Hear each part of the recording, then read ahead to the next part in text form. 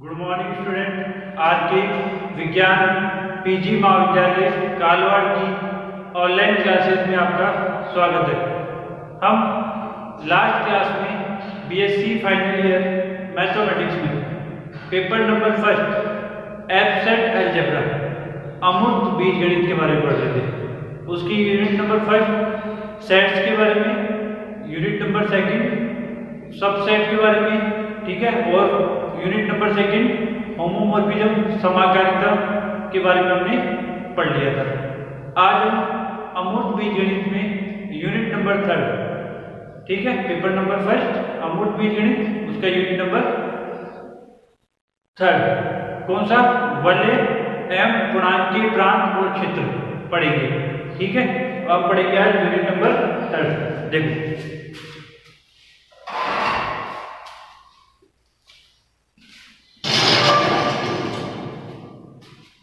क्या पढ़ेंगे, वलय पूर्णांकीय प्रांत और क्षेत्र। क्या पढ़ेंगे, वलय पूर्णांकीय प्रांत और क्षेत्र।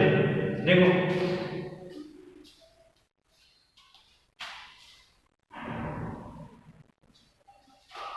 सबसे पहले हम पढ़ेंगे वलय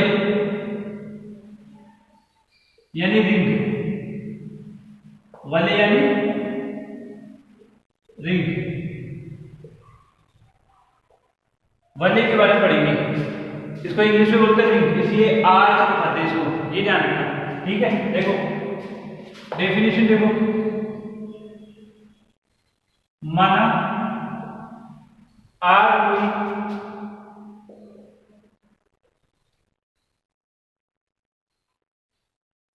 एल समुच्चय है। क्या पढ़ रहे हैं, वलय रिंग के बारे में पढ़ रहे हैं। ठीक है, क्या माना डेफिनेशन, माना आर कोई एरिक समुच्चय है जिसमें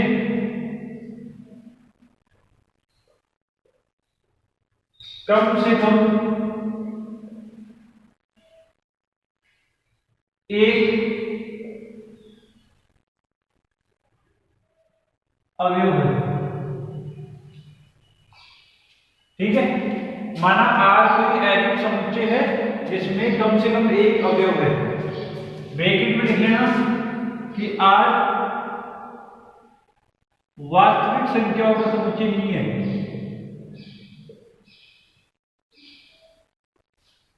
कई तुम आर को रियल नंबर मान रहे का समुच्चय नहीं है। रिंग बोल रहे वाले को इंग्लिश में, इसलिए आर सेट माना आर कोई एरिक समुच्चय है जिसमें कम से कम एक अवयव है। आर वास्तविक संख्या का समुच्चय नहीं है, ये चीज याद रखना। कहीं तुम आर को रियल नंबर का सेट मानो। ठीक है, आगे देखो, तथा मानो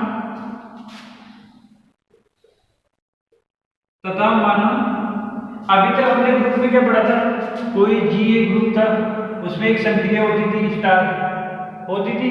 अब हम क्या करेंगे, दो संक्रिया पढ़ेंगे आर के साथ, एक प्लस वाली और एक डॉट वाली।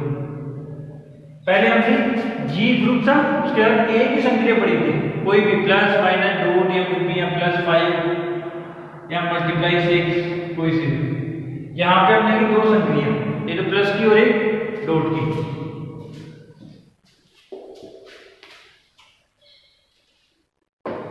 क्या हुआ देखो, तथा मानो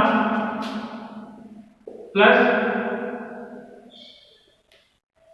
और डॉट कोई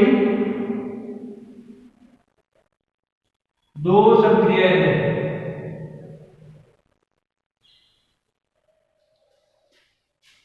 माना प्लस और डॉट कोई दो संक्रियाएं हैं, प्लस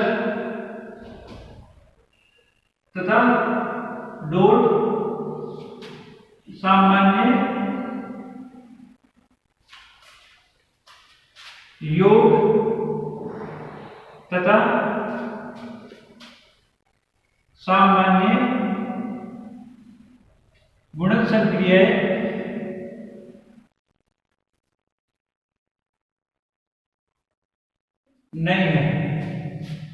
एक चीज ध्यान रखना, माना प्लस और डॉट कोई दो संक्रियाएं है, प्लस और डॉट सामान्य योग और सामान्य गुणन की संक्रिया नहीं है। तुम इसको समझ रहे हो कि दो अंकों को प्लस करना है, ऐसा कुछ नहीं, कुछ भी आ सकता है इसके लिए। प्लस संक्रिया के लिए कोई सी भी संक्रिया आ सकती है, सिर्फ यहाँ दिखाने के लिए। एक संक्रिया योग के लिए होती है और एक डॉट के लिए होती है, ठीक है। ये योग के लिए जैसे नहीं होती कि तुम 2 + 3 कर दोगे तो 5 आ जाएगा, नहीं, वहां पे जो नियम लागू हो रहा हो उसको यूज करना है, ठीक है। यहाँ पे जो संक्रिया यूज हो रही है सिर्फ यहाँ पे दिखाने के लिए यूज किया है। ये प्लस वो वाला प्लस नहीं है, ये डॉट वो गुणन वाला डॉट नहीं है, ये संक्रिया के लिए है। किसके लिए? संक्रिया के लिए है।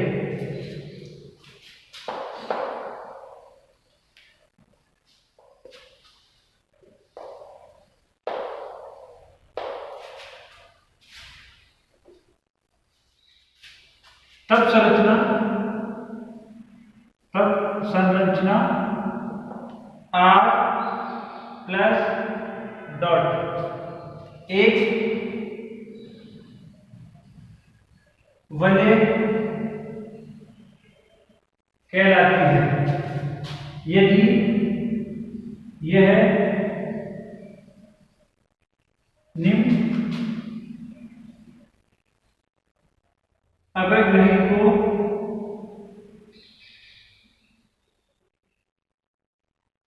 लागू करती है। निम्न अभिग्रही मतलब निम्न रूल को, देखो क्या बोलो, वलय R कोई एरिक समुच्चय है जिसमें कम से कम एक एलिमेंट होना चाहिए, जब तो एरिक होगा। R रियल नंबर का सेट नहीं है तथा माना प्लस और डॉट, बोलते हैं प्लस डॉट, कोई दो संख्याएं हैं, प्लस तथा डॉट सामान्य योग, सामान्य जोड़ भाई करते वो वाला योग प्लस नहीं है, तो सामान्य गुणन यानी गुणा करते वो वाला डॉट नहीं है, संक्रिया ही नहीं है। तब संरचना R एरिक समुच्चय प्लस डॉट एक वलय रिंग कहलाती है। क्या कहलाती है? रिंग कहलाती है यदि यह निम्न रूल्स को लागू करती है। निम्न रूल का लागू नहीं, पालन करती है, तो ज्यादा अच्छा लगेगा, का पालन करती है, ठीक है। फर्स्ट पहला नियम देखो, पहला क्या बोल रहा है कि R और प्लस आवेगी समूह क्या है? फर्स्ट रूल क्या कह रहा है कि R प्लस R की प्लस के साथ संख्या ले ली तो वो आवेगी समूह है। क्या आवेगी के लिए क्या बताया था तुमको फर्स्ट चैप्टर में? आवेगी समूह वही होगा जिसमें क्रम विनिमयता लगेगी। क्या लगेगी? क्रम विनिमयता। R प्लस आवेगी समूह है क्या? पहला रूल, ठीक है। देखो कैसे R, इसके 4 कंडीशन है। R यानी फर्स्ट कंडीशन क्या हो जाएगी? A और B R के एलिमेंट है तो A प्लस B वो भी किसका R का एलिमेंट होगा? सावर्तता।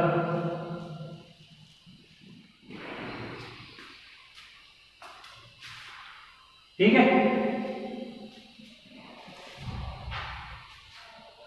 R प्लस आवेगी समूह है अर्थात आवेगी समूह है तो आवेगी में क्या होना चाहिए? क्रम विनिमयता होनी चाहिए पहली बात तो।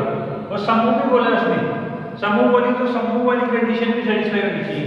पहली कंडीशन A और B R में है तो A प्लस B संक्रिया, संक्रिया बोलना A प्लस B संक्रिया, ठीक है। ये प्लस वो वाला प्लस नहीं है, वो भी किसमें होगी? R में, सावर्तता समूह की वजह से। दूसरी R2 क्या कह रहा है? यदि A और B जो है, A और B किसमें? A और B और C क्या था समूह में? दूसरी कंडीशन साचर्यता की, तो A plus B plus C equal होगा A plus B plus C के साचर्यता। ये भी किसकी कंडीशन थी? किसकी कंडीशन थी? समूह की। थर्ड देखो R3, यदि A बिलोंग टू R है तो 0 एक एलिमेंट होगा R में such that कि A प्लस 0 इक्वल होगा A प्लस 0 इक्वल होगा A equal to 0 plus A। यहाँ 0 योग संक्रिया के लिए, योग संक्रिया के लिए यहाँ 0 योग संक्रिया के लिए तत्समक अवयव है तथा ये 0 सामान्य शून्य नहीं है। कोई भी समूह हो, क्या हो, कोई भी समूह, तो उस समूह के अंदर कोई भी तत्समक अवयव हो सकता है। यहाँ से दिखाने के लिए मैंने 0 लिया है, इसका मतलब ये मत समझ लेना कि ये सच वाला ही 0 है क्या, ठीक है।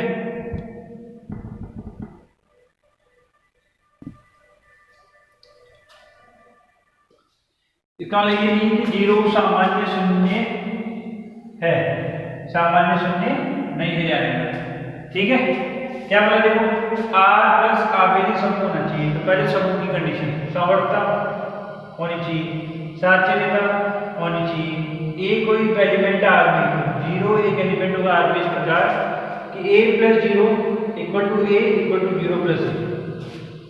यहाँ 0 योग संक्रिया के तत्समक अवयव है, ना कि 0 है, तत्समक अवयव है, ठीक है, सिर्फ दिखाने के लिए किया ये, तथा 0 सामान्य शून्य नहीं है। आ गया अगली कंडीशन देखो R4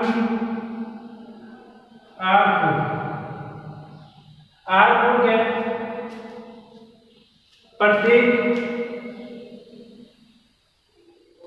A belong to R के लिए,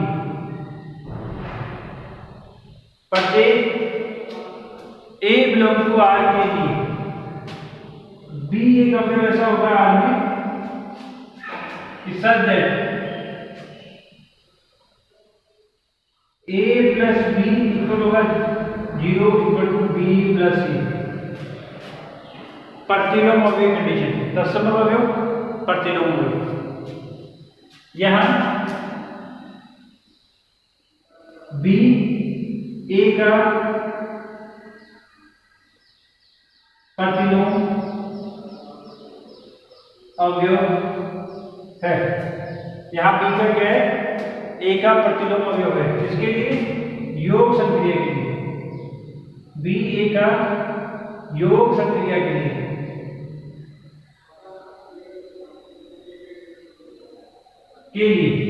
प्रतिलोम अवयव है। समझ में आई आपके, ये देखो और लास्ट कंडीशन,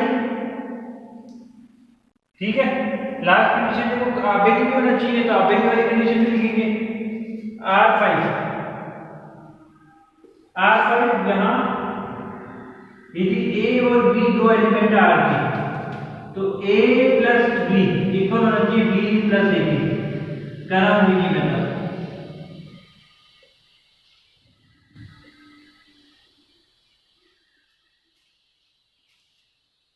ये हुआ इसका फर्स्ट पार्ट, ये सारी कंडीशन सेटिस्फाई होनी चाहिए किसमें, वले के अंदर।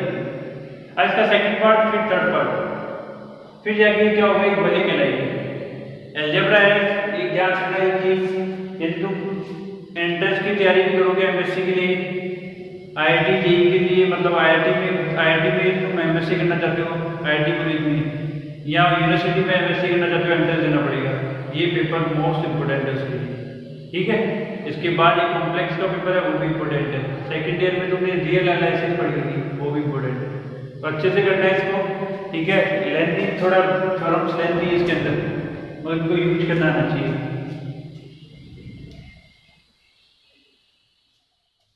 समझो, देखो क्या बोला डेफिनेशन। माना आर कोई एरिक समुच्चय है जिसमें कम से कम एक अवयव है, क्योंकि एरिक समुच्चय में कम से कम एक एलिमेंट तो होना चाहिए। आर वास्तविक संख्याओं का समुच्चय नहीं है, आर एक समुच्चय है, ना कि वास्तविक संख्याओं का। ये रियल नंबर नहीं है, ये रिंग है।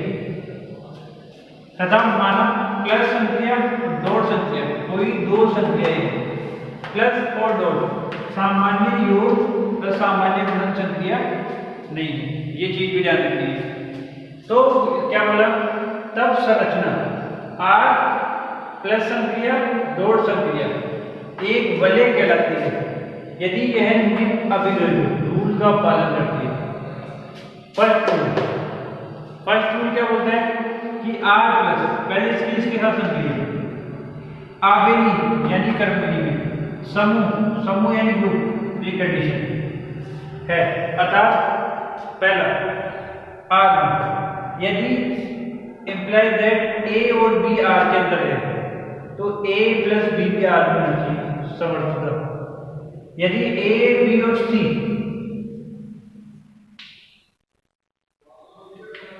आर में है, A plus B plus C equal to A plus B plus C, वो भी आर में होना चाहिए, मतलब सारे नियम का पालन होना चाहिए इसमें।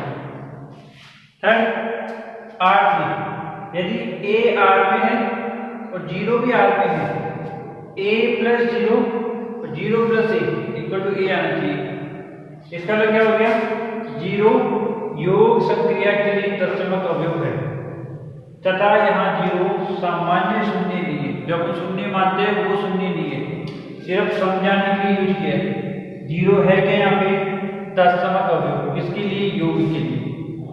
आगे आ प्रतिलोम, एक तो था ग्रुप में, था या नहीं,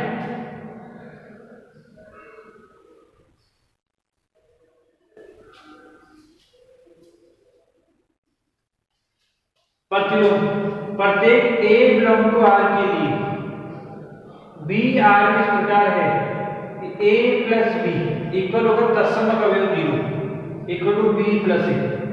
यहाँ बी ए का योग संक्रिया के लिए प्रतिलोम अवयव है। आर फाइव आबेली होना चाहिए, आबेली के लिए समूह, कोई भी समूह है वो कर्म विधि में होना चाहिए। यहाँ ए और बी आर के एलिमेंट है तो a प्लस बी इक्वल होगा b प्लस ए की। आगे की समझ में, ठीक है। तो ये हो गया पहली कंडीशन। फर्स्ट कंडीशन है, अभी दो कंडीशन और बाकी है इसकी, तो इसका स्क्रीनशॉट लो, फिर हम आगे दो कंडीशन और लिखते हैं इसकी।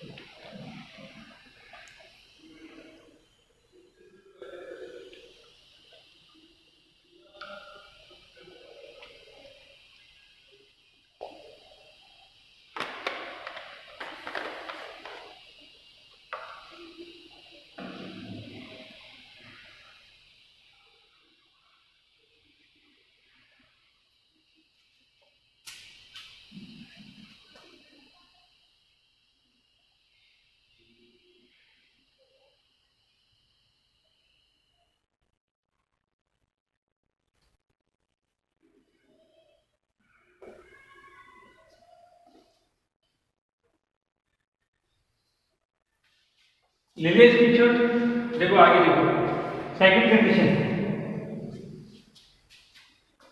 योग अभिग्रहित योग के लिए, अब गुणन के लिए लिखना चाहो तो ब्रैकेट में लिखना योग अभिग्रहित,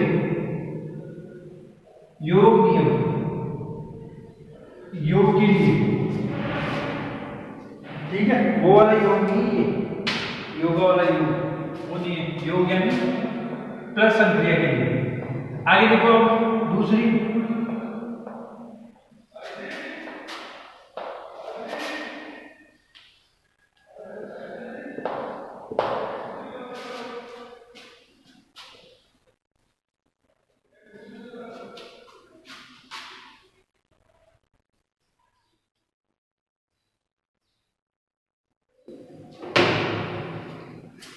सेकंड गुणन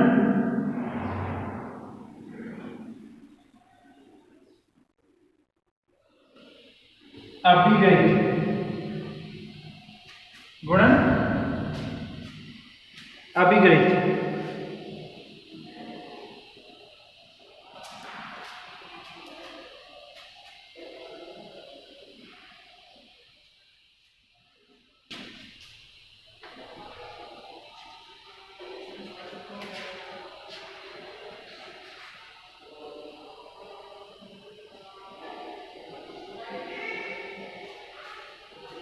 देखो गुणन अभिगणित, फर्स्ट इसमें R1, पहला R1 योग अभिगणित हो गया, योग नियम हो गया, गुणन नियम। पहली R1 देखो, यदि A और B R में है, इंप्लाई दैट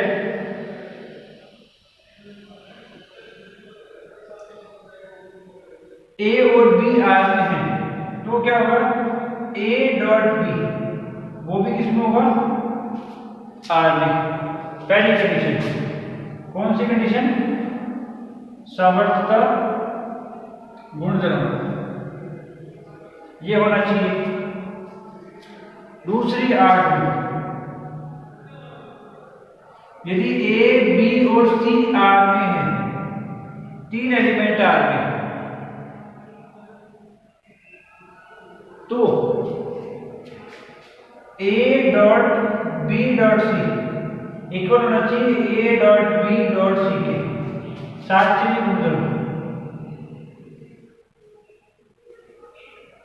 सात चीजें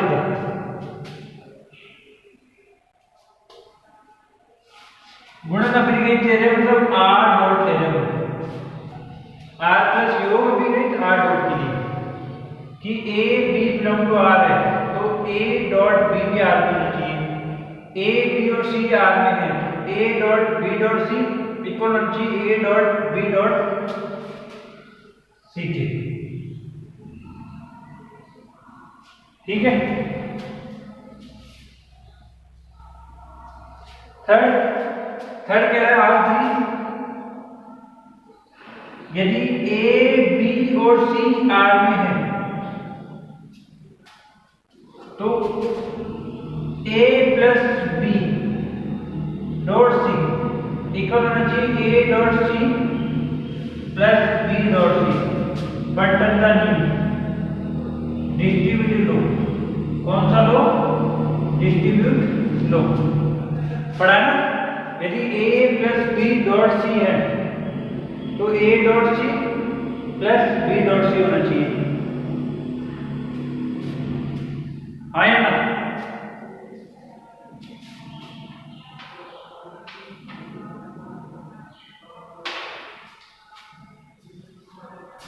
आइए समझ में, तो इसका एक और लिखना लिख सकते हो कि यदि B plus C dot A दिया हुआ है, B dot A plus C dot A, बंटन का नियम है, कोई सा भी लिख लो, पता ना बंटन का नियम, ये हो गया। डॉट के लिए यूज करोगे जा रहे हो A डॉट C प्लस है प्लस B डॉट C, ऐसे B dot A plus C dot A आ गया, समझ में आ गया। ये लिख लो, ये होगी तुम्हारी, तो क्या होगी ये,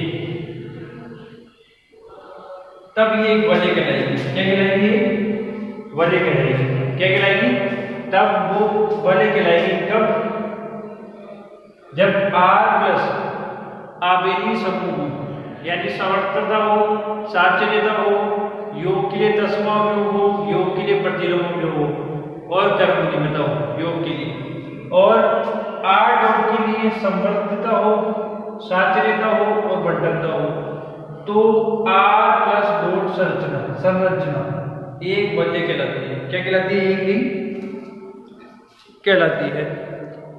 ये चीज समझ में आ गई, ये हो गई रिंग की डेफिनेशन। अब हम आगे रिंग की डेफिनेशन को आगे बढ़ाएंगे और अलग अलग टाइप की रिंग्स पढ़ेंगे। क्या करेंगे, अलग अलग टाइप की रिंग्स पढ़ेंगे। इसको बिठा दो, चलिए आगे देखो, आगे देखो। इसका नीचे वाली का स्क्रीनशॉट लेना चाहो तो ले लो, ऊपर वाला तो आ ही गया ना, नीचे वाले उसको मिटा दो, ऊपर वाले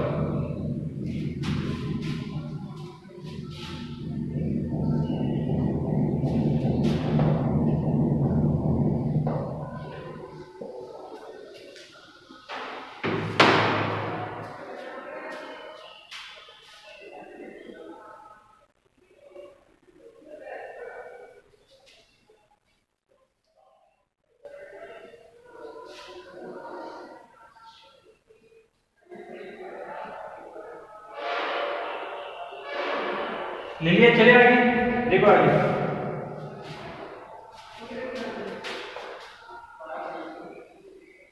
अब हमने ये तो पढ़ लिया कि योग के लिए तो कर्म विधि में है, वाले के अंदर, रिंग के अंदर योग के लिए तो कर्म विधि में है, ठीक है। यदि वो गुणन के लिए भी कर्म विधि में हो जाए, क्या हो जाए, गुणन के लिए भी कर्म विधि में हो जाए, तो वो क्या कहलाती है, कर्म विनिमिता वलय कहलाती है। देखो अगली डेफिनेशन सेकंड,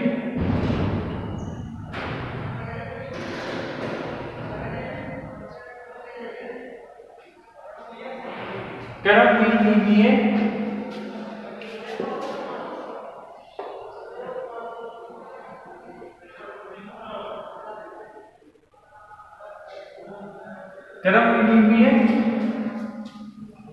वलय,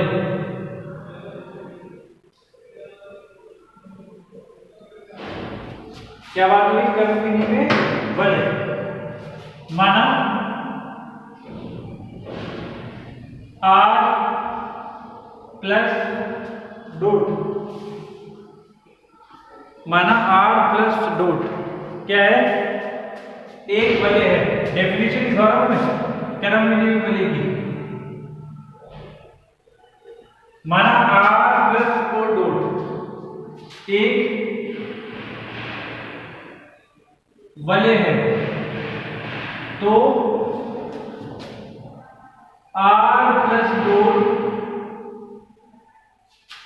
कर्म विनिमय वलय, कर्म विनिमय वलय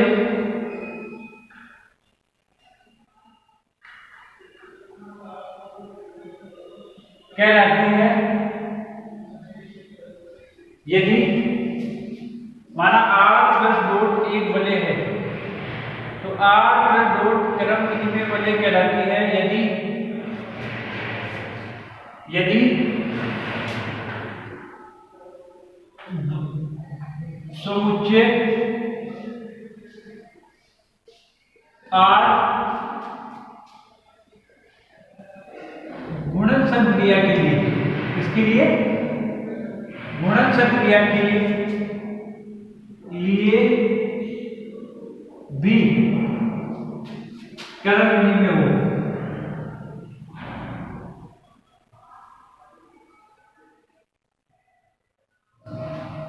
देखो इधर हमने अभी पढ़ा था कि योग के लिए तो कर्म विनिमय होना चाहिए, फर्स्ट कंडीशन पढ़ी थी वलय की, गुणन के लिए नहीं पढ़ा था। तो कर्म विनिमय वलय क्या कहलाती है, वो वलय थी, उसमें योग के लिए कर्म विनिमय था क्योंकि वो समूह था। माना आर प्लस एक वलय है, तो आर प्लस डॉट कर्म विनिमय वलय कहलाती है यदि समुच्चय आर गुणन संक्रिया के लिए कर्म विनिमय। कौन सी संक्रिया के लिए, गुणन संक्रिया के लिए कर्म विनिमय हो। योग के लिए तो था ही, आगे ही कुछ बदलो, ठीक है, गुणन के लिए होना चाहिए, तो वो क्या कहलाएगी, कर्म विनिमय, क्या कहलाएगी, कर्म विनिमय वलय कहलाएगी, ठीक है। जैसे देखो, जैसे ए और बी बिलोंग टू आर है, तो होना चाहिए ए डॉट बी इक्वल होना चाहिए बी डॉट ए के,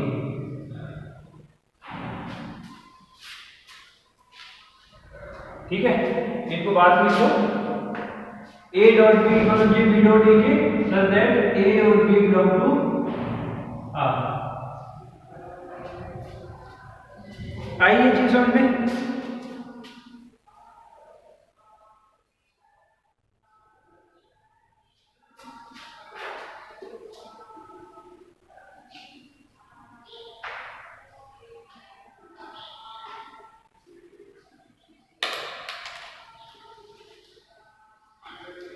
ये होगी क्रम विधि में वलित। अब हम पढ़ेंगे तत्सम की वल्य इकाई अवयव सहित वल्य। ये सेकंड होगी। अब थर्ड पढ़ेंगे। देखो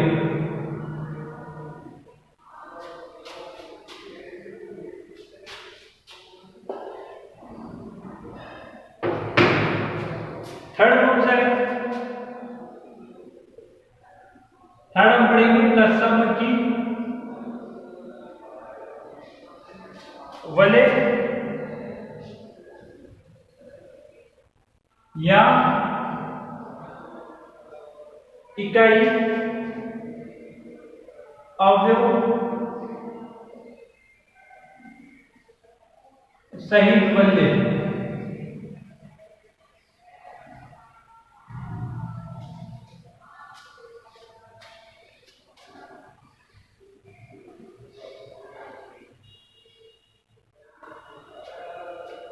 क्या पढ़ेंगे? तत्सम की वल्य या इकाई अवयव सहित वल्य। ठीक है, क्या होती है? देखो यही समझो तत्सम की वल्य। अब तुमने योग के लिए तत्समक अवयव को इसमें देख लिया पहले। अब आबेली की फर्स्ट कंडीशन, रिंग की पहली कंडीशन क्या थी कि वो आबेली समूह होना चाहिए। समूह है तो उसमें योग के लिए तत्समक अवयव है। अब यहाँ फिर उसने तत्समक बोल दिया और वलय भी बोल दिया। वलय है तो योग के लिए तत्समक अवयव इसमें है। तत्समक ही बोला है, इसका मतलब गुणन के लिए तत्समक अवयव होना चाहिए। और गुणन के लिए तत्समक अवयव होता क्या है? इकाई। क्या होता है? इकाई होता है। इसलिए उसने आगे बोल दिया इकाई अवयव सहित वलय। इकाई अवयव हो वैसा वलय बनाना है। ठीक है, डेफिनेशन समझ में आएगी होगी, बस लिखना है, लिख देते देखो।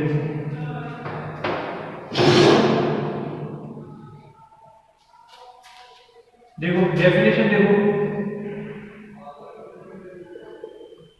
माना कि R प्लस और डॉट, माना कि R प्लस और डॉट एक वलय है। माना R प्लस और डॉट एक वलय है।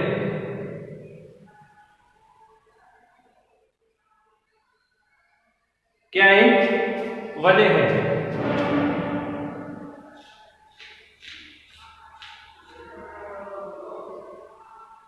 आगे देखो क्या बोला? माना R प्लस डॉट के एक वलय है, तब वलय R प्लस और डॉट तत्सम की वलय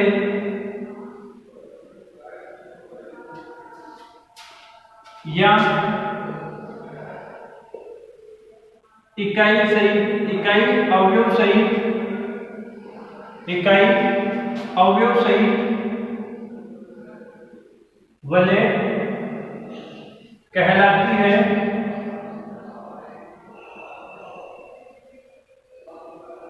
यदि वलय R प्लस और डॉट में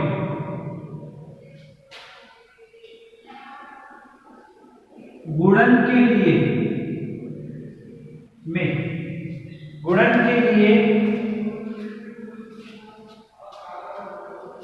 लिए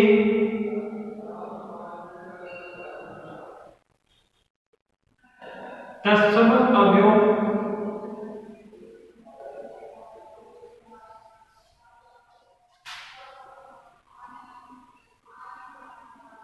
वन बिलोंग टू R विद्यमान हो तथा यहां वन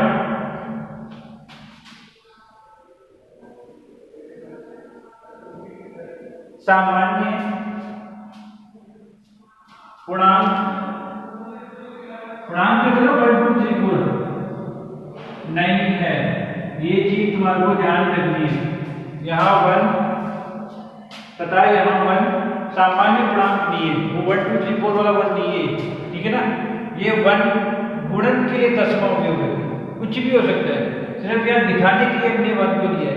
ठीक है, देखो ए कोई एलिमेंट है, देखो ए गुणन के लिए तत्सम अवयव 1 क्या आना चाहिए, ए 1 डॉट ए, जहां पे ए और बिलोंग टू आर और 1 बिलोंग टू बी आर, ये कंडीशन सेटिस्फाई होनी चाहिए।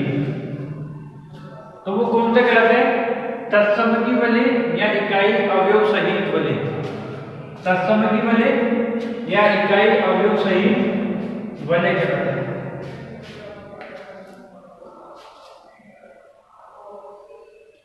कब कहलाते हैं, जब a डॉट 1 इक्वल हो a equal to 1 dot a, ठीक है। तो वो कौन सी कहलाती है, तत्समकी वाले या इकाई अवयव सहित वाले। आई चीज समझ में, ठीक है। इसके स्क्रीनशॉट लो डेफिनेशंस का, फिर आगे चलते देखो।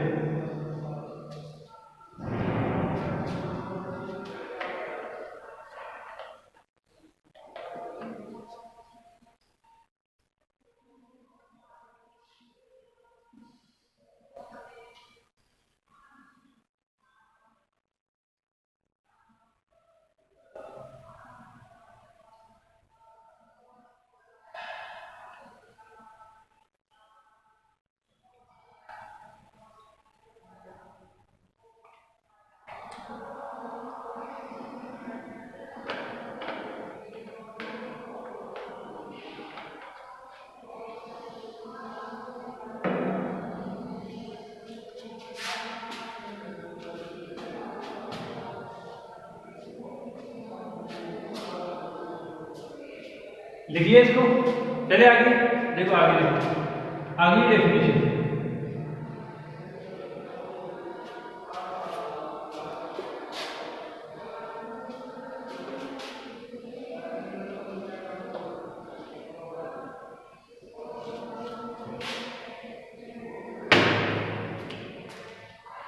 अगली डेफिनेशन देखो, फोर्थ, शून्य भाजक रहित वलय। कौन सी, शून्य भाजक रहित वलय। देखो क्या नाम है, शून्य भाजक रहित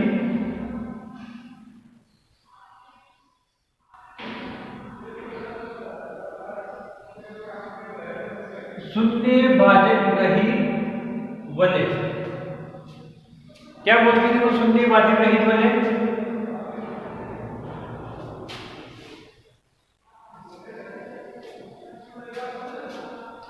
शून्य भाजक रहित वलय बोलती है। डेफिनेशन देखो, माना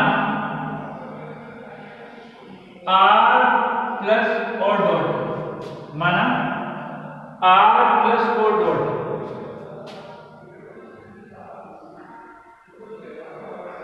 एक वलय है। क्या है, माना शून्य भाजक रहित वलय, माना आर प्लस और डॉट एक वलय है, ठीक है। तब वलय आर प्लस और डॉट शून्य भाजक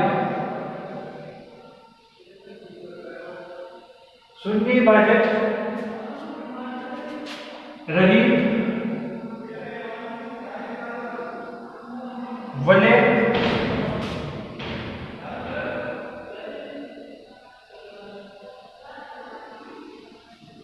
कहलाती है। माना आर प्लस डॉट एक वलय है, तब वलय आर प्लस डॉट शून्य भाजक रहित वलय कहलाती है यदि a नॉट इक्वल टू 0 और b नॉट इक्वल टू 0, तो a dot b not equal to 0, तो सब इंप्लाई दैट a और b बिलोंग करते हैं R में, ठीक है। क्या बोला, माना R प्लस डॉट एक वलय है, तब वलय R प्लस डॉट शून्य भाजक रहित वलय कहलाती है। यदि a not equal to 0, b not equal to 0 हो, a डॉट b वो भी नॉट इक्वल टू 0 होना चाहिए, या यदि a इक्वल टू 0 हो, b इक्वल टू 0 हो, a डॉट b वो भी 0 होना चाहिए। दोनों ही डेफिनेशन सेटिस्फाई है। आया समझ में? आगे समझ यो हो गया शून्य भाजक रहित वलय। कौन सी भाजक रहित वलय? शून्य भाजक रहित वलय। माना r प्लस डॉट एक वलय है, तब वलय r प्लस डॉट शून्य भाजक रहित वलय कहलाती है। यदि a not equal to 0, b not equal to 0 हो, तो a dot b not equal to 0 होगा। a इक्वल टू 0 हो, b इक्वल टू 0 हो, तो a dot b equal to क्या होगा? 0 होगा। आगे समझिए, इसका स्क्रीनशॉट ले लो, फिर अगली डेफिनेशन पे चलते हैं।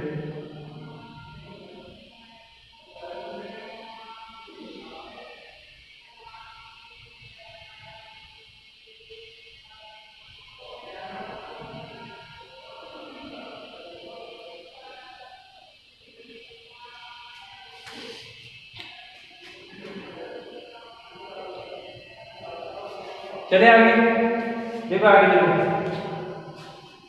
फिफ्थ डेफिनेशन देखो।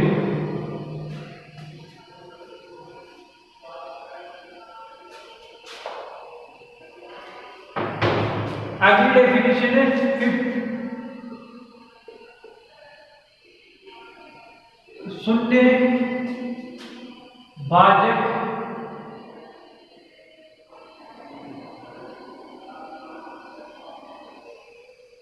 सहित वलय।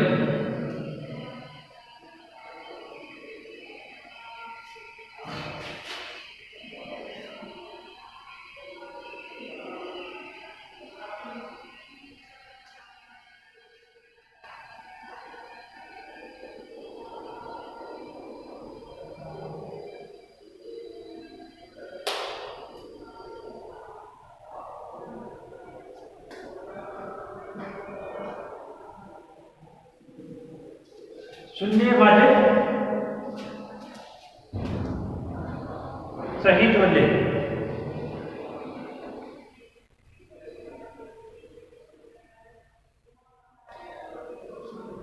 देखो क्या बढ़ती है, शून्य भाजक सहित वलय। देखो माना r प्लस और डॉट, माना r प्लस और डॉट,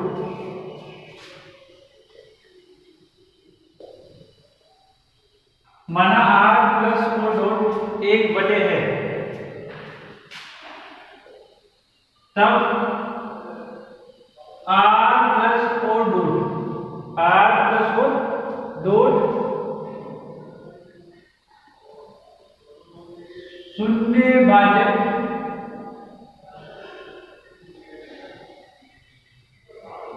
सहित वलय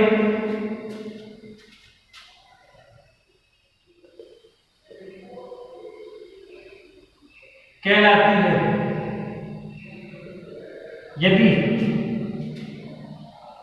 हमारा r प्लस डॉट एक वलय है, तब r प्लस डॉट शून्य भाजक सहित वलय कहलाती है। यदि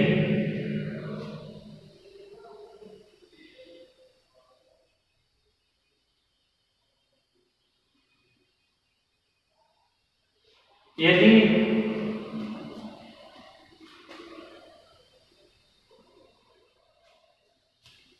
माना r प्लस डॉट एक वलय है, तब r प्लस डॉट शून्य भाजक सहित वलय कहलाती है। यदि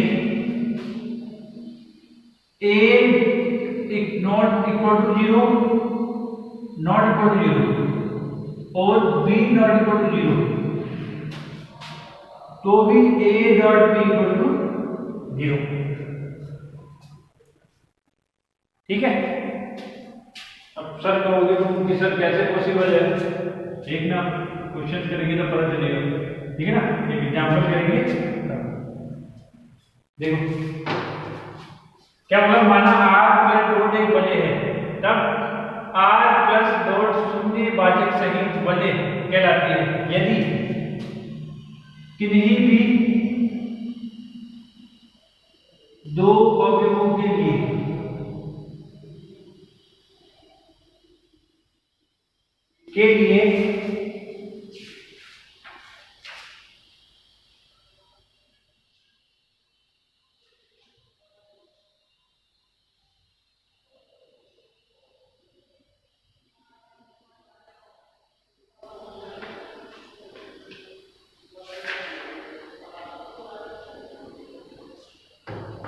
किन्हीं भी दो अवयवों के लिए ए और बी बिलोंग टू आर के लिए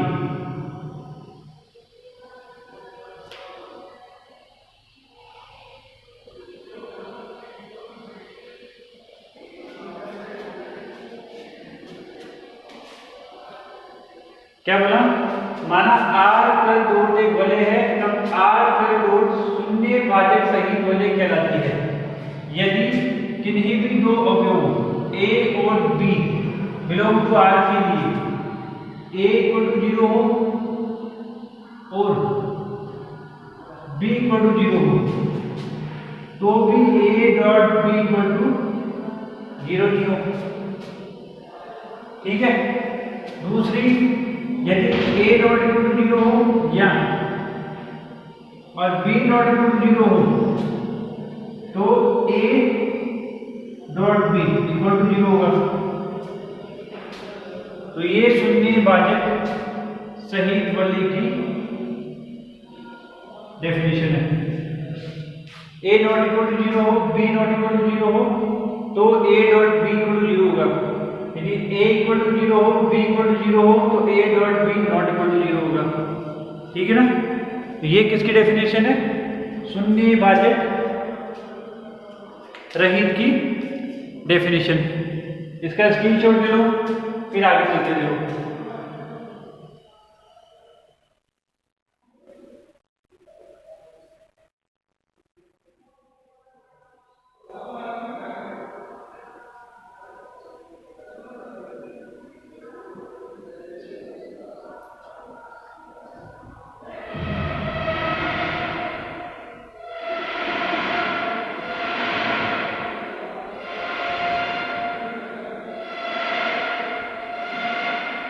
ले लिया इसके स्क्रीनशॉट। ठीक है, आज हमने पढ़ा सबसे पहले वलय के बारे में पढ़ा, वलय के बारे में पढ़ लिया, पूर्णांक प्रांत और क्षेत्र की डेफिनेशन कल पढ़ेंगे अगली क्लास में ना। वलय में पढ़ लिया हमने रिंग, उसकी डेफिनेशन में क्या पढ़ा कि फर्स्ट कंडीशन कि वो आबेली समूह होना चाहिए, आबेली यानी सवर्तता होना चाहिए, साचर्यता होना चाहिए, योग के लिए तत्समक अवयव होना चाहिए और योग के लिए प्रतिलोम भी होना चाहिए और कर्म विधि में होना चाहिए योग के लिए। ये था योग के लिए। उसके बाद गुणन के लिए पढ़ा, गुणन के लिए हमने सवर्तता पढ़ ली, साचर्यता पढ़ ली और बंटनता का नियम होना चाहिए। उसको हम क्या बोलते हैं, उस संरचना आर प्लस और डॉट को क्या बोलते हैं, रिंग बोलते हैं। क्या बोलते हैं, रिंग। उसके बाद हमने पढ़ा कौन सी रिंग पढ़ी, सबसे पहले हमने पढ़ी वो कौन सी, कर्म विनिमय वलय। अब तुम्हें पता है कि आर प्लस के लिए तो कर्म विनिमय पहले हो गया, बचा किसके लिए, डॉट के लिए। कर्म विनिमय वाले क्या कहलाएगी, जिसमें आर डॉट यानी गुणन के लिए समुच्चय आर क्या हो, कर्म विनिमय हो। उसके बाद हमने पढ़ा तत्समकी वलय, जिसमें गुणन के लिए इकाई अवयव विद्यमान हो, यानी कि इकाई तत्सम अवयव विद्यमान हो, वो तत्समकी वलय होगी, इकाई अवयव सहित वलय।